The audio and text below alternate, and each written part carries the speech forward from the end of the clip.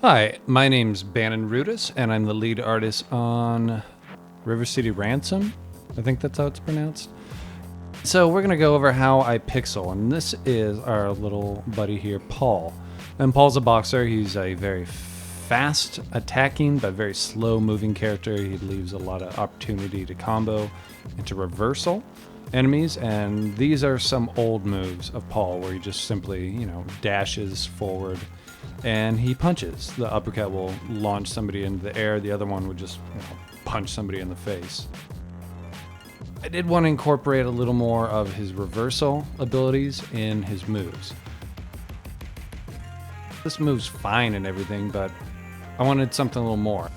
Recorded myself, and this is how I usually do a move, is I record myself, and very embarrassing doing this outside with people walking past. But I use this as reference because sometimes things get a little weird when you start spinning and stuff, and I want to make sure it looks a little fluid. And oh, yep, there it is. Poison mist in your face. So this is the color palette that I use, NES on the left, and then on the right, I borrowed 8 colors from the Famicom. Sometimes I start off from scratch, but I will copy and paste the legs for the most part, or the body or the arms, because I don't want proportions getting a little wonky and weird. But it is also great to, do things on different levels.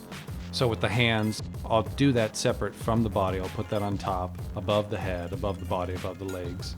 And I do this to save time and also to not make things look weird. Like if I redraw the arm over and over, it's gonna look a little weird in between each frame. It's good and it's safe to replicate layers. It makes it a lot easier. Like right there, I'm just taking the leg and adjusting things a little bit. Essentially using the same sprite, but you can tweak it a little in between frames.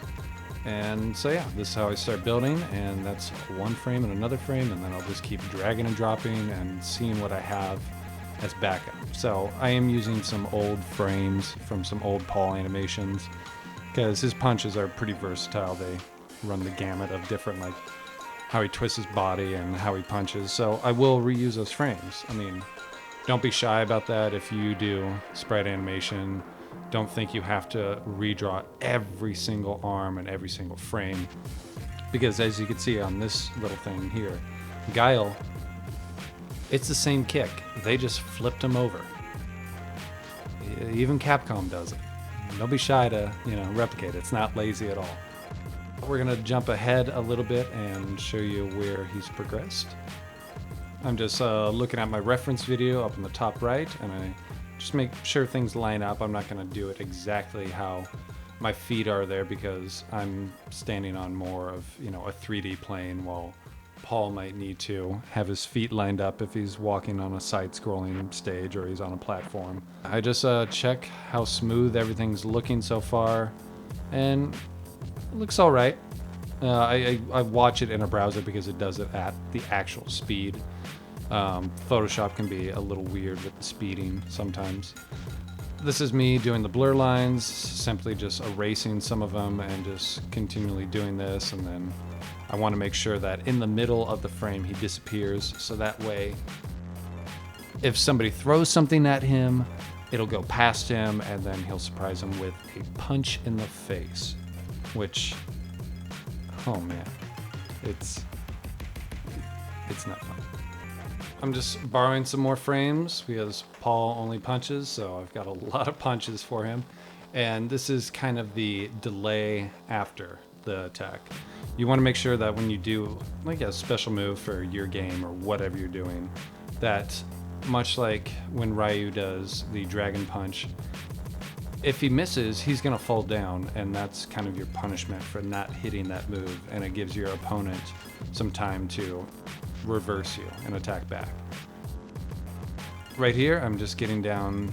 This usually helps with really displaying how fast something goes, because little speed lines will make things look a little more dynamic. Just fix how, And then, yeah, we're going to see how the finished move looks, and we'll check it out in the little browser here.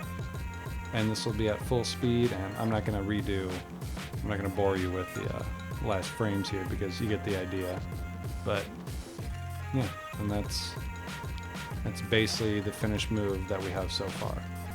And that's how I pixel stuff, and I hope you enjoyed watching how I pixel stuff, because I enjoy pixeling stuff. Okay, I'm out of here. Go home.